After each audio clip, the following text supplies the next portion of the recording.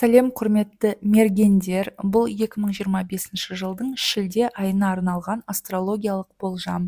Бұлай сіздің өміріңізге отты, жарқын және күтпеген оқиғалар әкеледі. Планеталардың көбі от белгілерінде болады.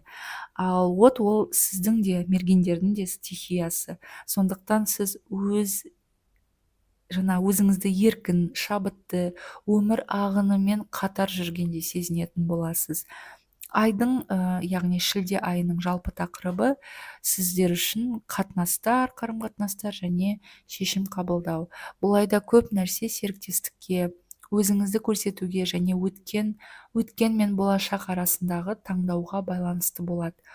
Уран планетасы сіздің 7-ші үйіңізге ауысып, келесі 7 жылда алда келе жатырған қарым-қатынастарда түбегейлі өзгерістер енгізеді.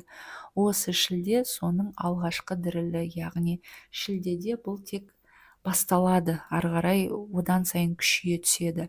Бірақ Уран планетасының жаңағы үй ауыстыру туралы 7-8 жылда бір болатын оқиға, ол туралы бөлек видео жасаймын, арнада болады.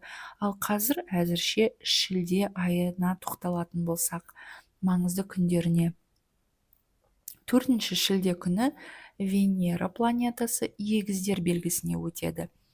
Мергендер үшін бұл 7-ші астро үйде болатын құбылыс.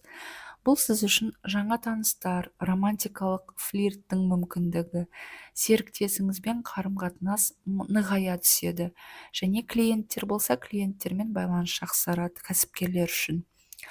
Күнделікті ортада, мысалы дүкен, сапар, кездейсоқ адамдар туралы айтатын болсақ, жақсы әсер қалдыратын адамдар көбейеді араңызда, ортаңызда. Бұл жеке және кәсіби қатынастарды жеңіл әрі жағымды етуге таптырмас сәт. 7-ші шілде күні Венера мен Плутон арасындағы үйлесімді аспект болады. Сіздің 3-ші және 7-ші астро үйде бұл маңызды келісімдер, контракттарға, договорларға мысалы қол қоюға болады, кездесулер немесе шешуші әңгімелер орын алуы мүмкін, егер де қағазға жетпесе де. Жаңа бағыт бастауға өте жақсы күн, сауда-саттық немесе делдалдық табыс әкелуі мүмкін. Осы күні жаңағы айтылған Уран егіздерге өтеді және келесі 7 жыл бойы серіктестік қатынастар үйінде болады. Егер де өте қысқаша Уран туралы айтып кететін болсақ, Уран ол негізі төңкеріс пен жаңа тәжірибе беретін планета. Кейде шок нәрселер болғыздыратын планета. Қарым-қатынастарыңызда күтпеген өзгерістер болады. Біреулер ажырасады, біреулер қосылады. Басқамен терең байланыс орнатуға өте жақсы уақыт. Егерде болмай жатқан бір қарым-қатынас болса, қазір оның бәрі бітеді. Ал егерде көптен бері, мысалы жолдас немесе жолдасы жоқ адамдар, немесе көптен бері ешқандай қарым-қатынаста болмаған адамдар болса, жалғыз болған адамдар болса, қазір осы шілде айынан бастап өміріңізде көптеген флирт болады, көптеген танысулар болады. Яғни жеке өміріңізде өте үлкен өзгерістер күтіп тұр. Сондықтан әрине бұл туралы арнайы видео болады, бірақ егер қысқаша айтсақ, көбіне мергендер үшін бұл Уран жеке өмірде, қарым-қатынастарда үлкен бір өзгерістер әкеледі. Бірақ ол тек қана жеке өмірге қатысты емес. Қарым-қатынас дегенде бұл жаңағы кәсіпкерлікке де қатысы болуы мүмкін. Яғни бизнес партнерство, мысалы біреумен бірге бизнес кәсіп жасайтын болсаңыз, сондай қарым-қатынастарда үлкен өзгерістер болуы мүмкін. Бірақ шілде туралы айта берсек, келесі 10-шы шілде күні Тауешкі белгісінде аспанда толық ай туады, сіздің 2-ші астро үйде. Бұл мергендер үшін қаржылық тақырыптар айқындала бастайды. Жалақы, төлем, несиелік немесе шоттық мәселелер шешіледі. Кейбір табыс көздері жабылуы мүмкін, мысалы жұмыс ауыстыру немесе жобаның аяқталуы.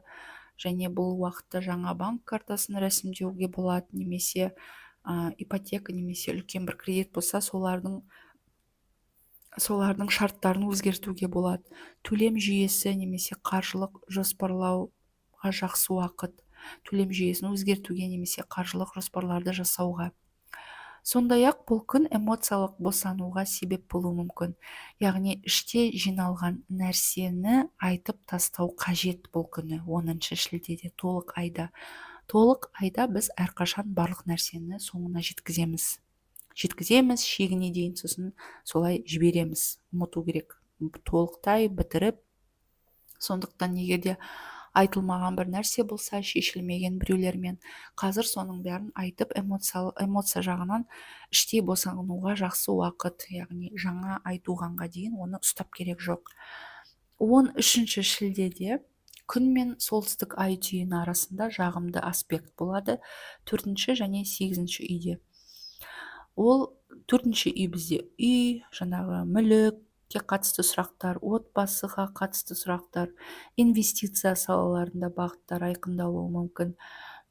Пәтер жөндеу жұмыстары, көшу, үй табу, отбасы мүшесімен татуласуға жақсы уақыт, жер сатып алу немесе жалға алу, іздеген нәрсені, яғни қазір жылдамырақ табасыз. Сонымен қатар 8 үй бізде ішкі жайлылық және түбегейлі шешім қабылдайтын уақыт. Бұл кезеңде интуицияңызға сеніңіз, ол сізді дұрыс бағытқа жетелейді. Келесі 18 шілде мен 11 тамыз аралығында Меркурий планетасы ретроградтық қозғалыста болады 9 астро үйде. Бұл жол жүру, білім, құжаттар, заң істері оң жағынан шешіледі.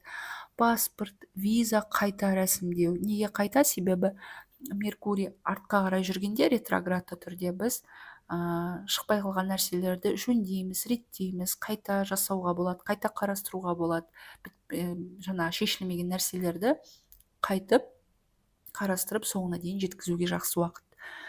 Қайта оқуға түсуге болады, немесе ескі білімді мысалы бітірмеген адамдар болса жаңартуға жақсы уақыт. Апелляция беруге болады, немесе заң процесін қайта бастауға болады, тұрып қалған процестер болса. Шетелден жаңалықтар келеді, немесе бұрынғы сапарға ораласыз. Бұл білім, саяхат және идеология салаларында қайталау, үйрену кезеңі. 22-23 шілде аралығында Марс пен оңтүстік ай түйіні қосылысы болады 10 астро үйде. Бұл сіз үшін мергендер мансап, карьера, бедел, жауапкершілік артатын уақыт. Қызмет орнында өзгерістер болады, жобаны жабу немесе жаңа бағыт алу. Кейбіреулер үшін бұл жаңағы жұмыс орнында қысқартулар болуы мүмкін, немесе лауазымын ауыстыру мүмкін. Ішкі сенім бірақ бұл уақытта арта түседі, бірақ стресс болуы да мүмкін. Бұл еңбек пен ерік жігер сынағы. Егер неге ұмтылып жүргеніңізді нақты білсеңіз, сол жолда табысқа міндетті түрде жетесіз.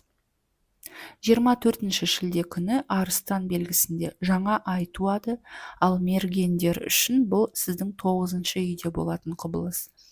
9 үй бізде шетелге сапарлар, визамен байланысты жақсы жаңалықтар келеді, оптимизм көбейе түседі. Сонымен қатар балалар, шығармашылық, мереке мен махаббат саласында жаңа жоспарлар құрасыз. Сонымен қатар жаңа курсқа жазылуға болады, немесе заң ісін бастауға жақсы уақыт. Саяхатқа шығуға жақсы кезең, немесе шетелден қонақ күтуге қолайлы уақыт. Бұл жаңа ай, жаңағы 24 шілде аспанда болатын жаңа ай, болашаққа деген сенім мен шабыт сыйлайды. 25 шілде күні күн мен Плутонның оппозициясы болады аспанда. Бұл оппозиция 3 және 9 астро үйлерде болады. Бұл күндері шешімдерге күмән, ішкі және сыртқы қақтығыстар болуы мүмкін. Келісімдердің бұзылуы, ақпараттағы шатасулар. Бұл күні маңызды құжаттарға қол қоймаңыз, үлкен шешім қабылдамаңыз, басқаларға төзімді болу керек. Әсіресе отбасы ішіндегі адамдарға кешірімді, төзімді болған жөн. Бұл 25 шілде кідіріп ойланатын күн. Бірақ ар жағында 31 шілдеде күн мен ретроградты Меркурий қосылады 9 үйде. Бұл кезеңде түскен ойлар мен идеялар алдағы 3-4 айда іске асады. Сонымен қатар қайтадан құжат өткізуге жақсы уақыт, сұхбат немесе маңызды қашықтықтағы жаңалықтар, интернет арқылы маңызды байланыстар болуы мүмкін. Қағаз бен қалам дайындау керек бұл уақытта. Идеялар болса басыңызда бәрін әбден қағазға түсіріп жазу маңызды. Себебі сол 31 шілде аралығында келетін барлық идеялар немесе жоспарларыңыз алдағы 3-4 айда іске міндетті түрде асады. Сонымен қатар шілдеде тағы да 2 оқиға болады. Яғни 2 планета Сатурн мен Нептун әсерін тигізеді. Сатурн планетасы 10-16 шілде аралығында 5 астройде болады. Бұл уәделер мен аяқталмаған істер еске түседі бұл кезеңде. Сонымен қатар балалармен, романтикамен, шығармашылықпен байланысты тығырықтар болуы мүмкін. Ішкі сенімсіздік, дайындықтың жеткіліксіздігі байқалуы мүмкін бұл кезеңде. Ал Нептун планетасы 1-12 шілде аралығында 4-ші үйде тоқталады. Бұл кезде интуицияңыз арта түседі, түстер көруіңіз мүмкін, орындалатын түстер, жақын адамдарға қатысты иллюзиялар жойыла бастайды бұл кезеңде. Отбасы мүшелеріне шынайы көзқараспен қарайтын кезең және ескі идеалдарға қош айту керек бұл кезеңде. Қорытындылайтын болсақ, құрметті мергендер, 2025 жылдың шілде айы отты, жылдам, қарқынды, шешімді ай. Сіз қарым-қатынастарда жаңа деңгейге көтеріле аласыз. Карьерада маңызды шешім қабылдайсыз. Шетел, білім, саяхат саласында үлкен мүмкіндіктерге жол ашатын боласыз. Не болғанда да таңдау сіздің қолыңызда. Ескіге ораласыз ба, әлде жаңалықты қабылдайсыз ба? Ай сізге батыл қадаммен жарқын болашақ сыйламақ. Құрметті мергендер, мен сіздерге сәттілік тілеймін. Ұнаса арнаға жазылып пікір қалдырыңыз. Қандай да бір оқиғалар сізде орындалды ма, орындалған жоқ па? Маған сіздің жауаптарыңыз маңызды. Келесі жұлдыз жорамалға дейін сау болыңыздар.